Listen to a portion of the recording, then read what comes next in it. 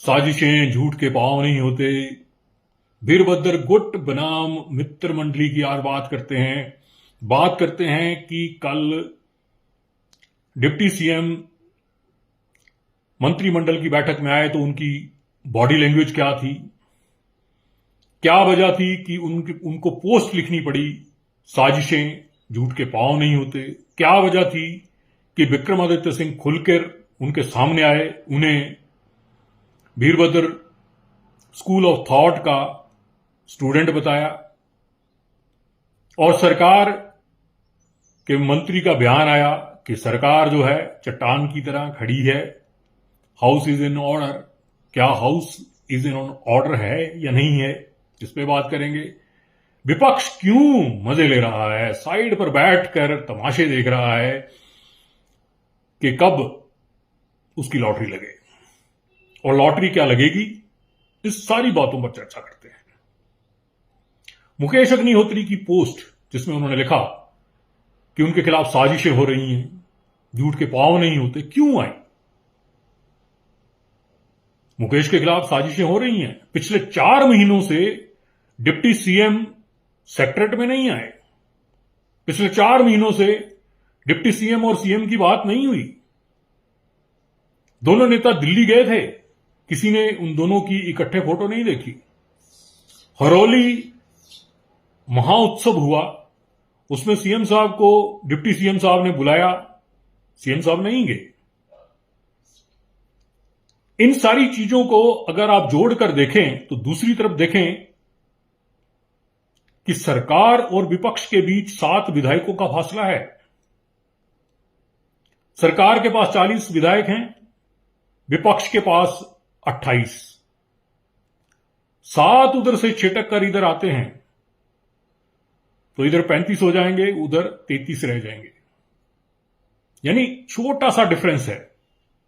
उसके बावजूद अपने ही लोगों के खिलाफ जो साजिशें हो रही हैं वो क्यों हो रही हैं? क्यों मुकेश अग्निहोत्री को कहना पड़ा कि उनके खिलाफ साजिशें हो रही हैं? क्यों विक्रमादित्य सिंह उनके सपोर्ट में आए? क्या विक्रमादित्य सिंह को भी इन साजिशों का शिकार होना पड़ रहा है? मुकेश अग्निहोत्री सरकार बनने के बाद से ही सरकार के साथ चट्टान की तरह खड़े थे। जब सरकार पर जब भी संकट आया, मुकेश अग्निहोत्री खड़े हो गए। मुकेश अग्निहोत्री जी की पत्नी की असमय मृत्यु हो गई। वो उस दुख से अभी उबरे भी नहीं थे कि उन्हें बाई इलेक्शन जो हुए या लोकसभा का इलेक्शन हुआ उसमें उन्हें उतरना पड़ा, सरकार के लिए लड़ना पड़ा। उसके बावजूद उनके खिलाफ साजिशें क्यों हो रही हैं? क्यों उन्हें लिखना पड़ा कि साजिशें हो रही हैं? क्यों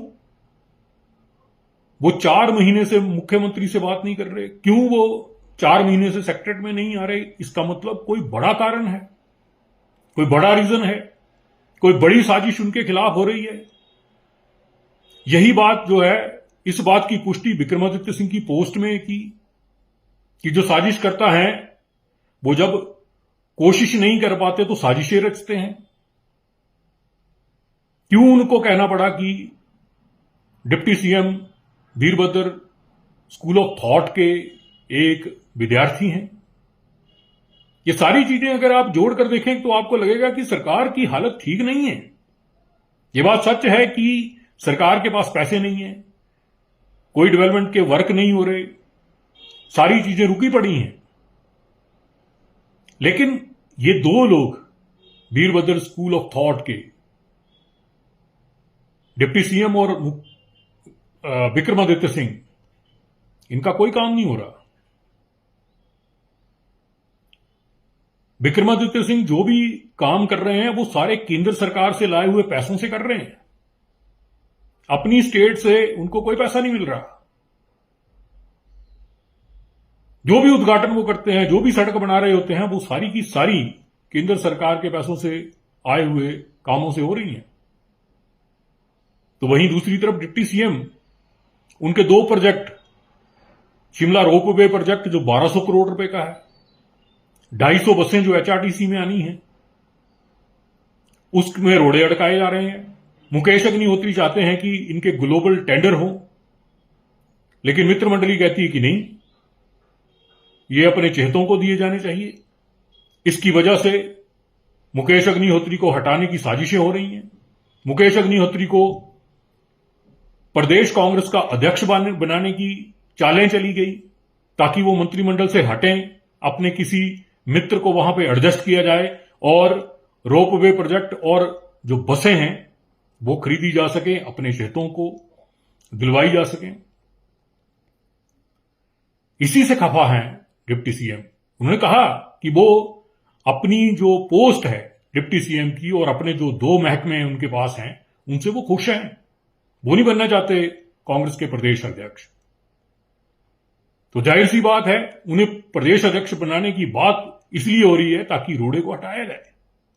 और विक्रमादित्य सिंह को लगता है कि अगली गाज उन पर गिरेगी।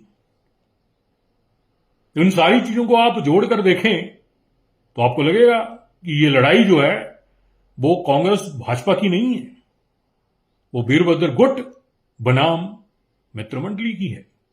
और मित्रमंडली ये भूल जाती है कि अगर 7 लोग इधर से उधर हुए तो वो भी कहीं के नहीं रहेंगे।